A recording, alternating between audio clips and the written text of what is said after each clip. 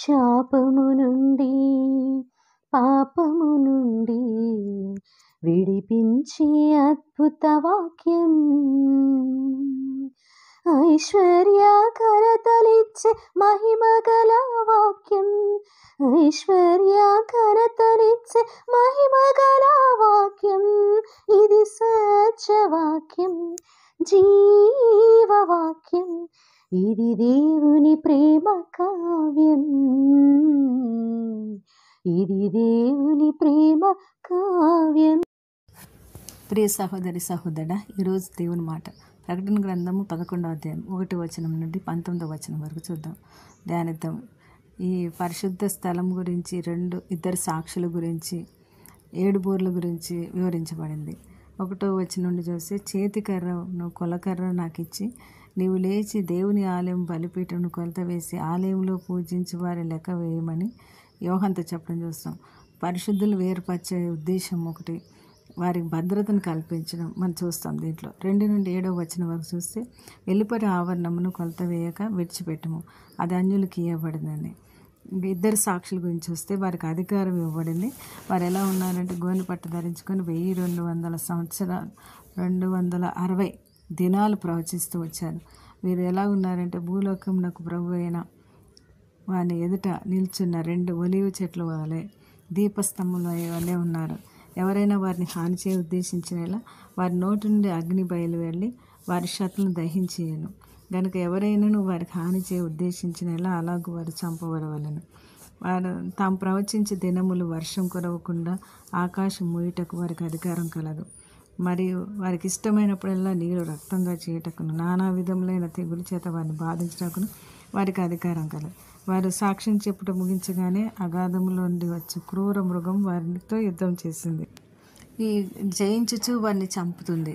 అనగా అంత్యక్రీస్తు, ధర్మవిరోధి, పాప పురుషుడైన అంత్యక్రీస్తు అధికారంలోకి వచ్చినప్పుడు సమస్తం తన హస్తగతం చేసుకుంటాడు. లోకంలో అంతా తన వశంలో ఉన్నదని వాడు విర్రవీగుతూ ఉంటాడు. వెలుగుపై చీకటికి తాత్కాలికంగా గెలుపు వస్తుంది. చెడుకి నీతిపైన కొంతకాలం జయం వస్తుంది. పరలోకంలో నరకానికి పై చేయి ఉన్నట్టుగా అది అనిపిస్తుంది, కానీ ఎప్పటికీ అది కాదు. అంత్యక్రీస్తు చెలరేగుతాడు అట్లా అంతే. 8వ వచనం నుండి 12 వరకు మనం చూస్తే, వారి శవాలు ఆ మహాపట్న సంత వీధిలో పడి ఉండటం, మరియు ప్రజలకు, వంశములు, వారు ఆయా భాషలు మాట్లాడు అందరూ కూడా ఆ సంబంధించిన వారందరూ 3.5 సంవత్సరాలు వారి శవాలను చూచుచు వారి శవమును సమాధికి పెట్టనీయరంట. ఈ ఇద్దరు ప్రవక్తలు గతి చూచి వారు సంతోషిస్తూ ఉత్సహిస్తారు ఉంటారు. ఒకరినొకరు కట్నాలు పంపుకుంటూ ఉంటారంట. అయితే ఆ 3.5 దినాలంటే 3.5 సంవత్సరాలు అనుకోండి. పిమ్మట దేవుని వద్ద ఒక జీవాత్మ వచ్చి వారిలో ప్రవేశించాను కనుక వారి పాదములు వచ్చి నిలిచిరి. ఇద్దరు సాక్షులు పునరుత్థానం చూసినప్పుడు వాళ్ళకి మిగులు భయం కలిగిందంటే. అయితే మరి ప్రపంచమంతా ఎలా చూస్తుంది అంటే, చూడండి, టీవీలో ఇప్పుడు మనం ఎక్కడ ప్రాంతాల్లో ఏం జరుగుతుందో మనం చూడగలుగుతున్నాం. వారికి అంటే ఇప్పుడు ఈ టెక్నాలజీని ఉపయోగించుకుంటాడు సాతానుడు. అది మనకు మేలు కూడా. ఇప్పుడు ఇక్కడ అంటే వారు ఎక్కిపోవడం చూడడం చూసిన తర్వాత వీళ్ళకి చాలా భయం కలుగుతుంది మిగిలిన వారికి. ఇప్పుడు ఇక్కడికి ఎక్కి రమ్మని పరలోకం నుండి గొప్ప స్వరము తమతో చెప్పుట వినడం, మేఘారులై వారి పరలోకానికి ఆరోహం అవటం చూస్తున్నప్పుడు వారి శత్రువుని చూసి వారు ఆరోహణం చూసినప్పుడు చాలామంది రక్షించబడతారండి. భయం కలుగుతుంది వాళ్ళకి. 13 నుండి 19 వరకు చూస్తే, గొప్ప భూకంపం కలిగి పట్టణంలో భాగం 7,000 మంది చనిపోతారు. ఆ 10వ భాగం కూలిపోయి మిగిలిన వారు భయభ్రాంతులై పరలోకంకి దేవుని మహింపరిచారు. వాళ్ళు ఈ 2వ శ్రమ గతించిన తర్వాత 7వ బూర ఊదటం మనం చూస్తాం. మహాశ్రమలు అయిపోయి ఇప్పుడు 1000 ఏళ్ల పాలన మొదలవుతుంది. ఈ లోక రాజ్యాలు మన ప్రభు రాజ్యమై ఆయన యుగయుగాలు వెళ్తారు.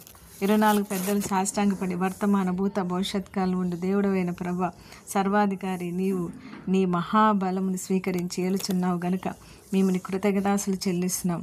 మృతులు తీర్పు పొందుటకును, భూమిని నశింపచేయుటకును, వారిని నశింపజేసిన వారిని నశింపజేయుటకును, నీ దాసులకు, ప్రవక్తలకు, పరిశుద్ధులకు, నీ నామమునకు భయపడు వారికి తగిన ఫలము ఇచ్చుటకును సమయం వచ్చి ఉన్నదని చెప్పడం కనిపిస్తుంది మనకి ఇక్కడ. అంటే మనం ఎప్పుడు గమనించుకోవాలి, తీర్పు ఉందని చెప్పి. ఇక్కడ మనకి ఇక్కడ న్యాయం జరగకపోవచ్చు, కానీ పరలోకంలో మనకు తప్పక న్యాయం జరుగుతుంది. ఇద్దరు సాక్షులు ఎలా ఉన్నారు? 2 ఒలీవ చెట్లుగా దీపస్తంభంలో నమ్మకంగా బోధించారు. వాళ్ళు ఇద్దరు సాక్షుల ఫలితం వల్ల అనేకులు పశ్చాత్తాపడి రక్షింపబడారు. వారు హతాసాక్షులై వారు అవిశ్వాసులు ఎందరో ప్రభావితం చేశారు. హింసను భరించి ప్రభువును అంగీకరించడం అనేది అసలైన రక్షణానుభూతి. దేవుని ప్రజలుగా ఆయనతో ఉండటం కొనిపోబడినప్పుడు ఎంత ఆనందమో. దేవుని ఆలయం తెరవబడుతుంది. యేసును తమ సొంత రక్షకులుగా ఎంతమంది అంగీకరించారు? ప్రతి వారు దానిలో ప్రవేశిస్తారు. దేవాలయం దేవాలయం అంటే మనమేనండి. అనగా పరిశుద్ధ స్థలం, అది సంఘమే పరిశుద్ధాత్మకు ఆలయమై ఉంది. విశ్వాసులందరూ పరిశుద్ధాలయమై ఉన్నారు. ఎప్పుడైతే దేవుడు మన హృదయంలో ఉంటాడో అప్పుడు పరలోకం మనలో ఉన్నట్టేనండి. ప్రార్థన చేసుకుందామా? భూమి ఆకాశం సృష్టించిన సృష్టికర్త, మా ప్రియ ప్రభువా, మా తండ్రి, మీకు వందనాలు. మమ్మల్ని ప్రేమించి మా నిమిత్తం శాపముగా ఉన్న ప్రతి శాపాన్ని కొట్టివేసి ఆశీర్వాదంగా మార్చి మా పాపాలు శాపాలు సెలువులోను భరించి మమ్మల్ని విమోచించిన మా విమోచనకర్త, నీకు వందనాలు, కృతజ్ఞతాస్తుతులు చెల్లిస్తున్నాం. మేమే నీ ఆలయమని నీ అడ్రస్ అయి ఉన్నాం ప్రభా. నీ గుర్తింపు మేమే అయి ఉన్నాం ప్రభా. అదే మాకు అతిశయమైంది ప్రభా. మేము అతిశయ కారణం మరి వేరే దాని మీద ఏదీ లేదు, కానీ నీవే మా అతిశయం ప్రభా. మేము నీ రాజ్యాన్ని భూమి మీద స్థాపించడానికి మాత్రమే ఉన్నామని, నీ సాక్షులుగా, నీ ప్రతినిధులుగా, నీ రాజ్యాన్ని కట్టేవారుగా ప్రతి విశ్వాసం నిలబెట్టమని అడుగుతున్నాం తండ్రి. నీ వాక్యమును ప్రకటించేవారిగా దేవా, మీరు సహకారుడై మీ బిడ్డలు వెనువెంట ఉంటూ మీ బిడ్డలను బలపరిచి జయజీతం అనుగ్రహించమని యేసుక్రీస్తు నామములో ప్రార్థిస్తున్నాను తండ్రి.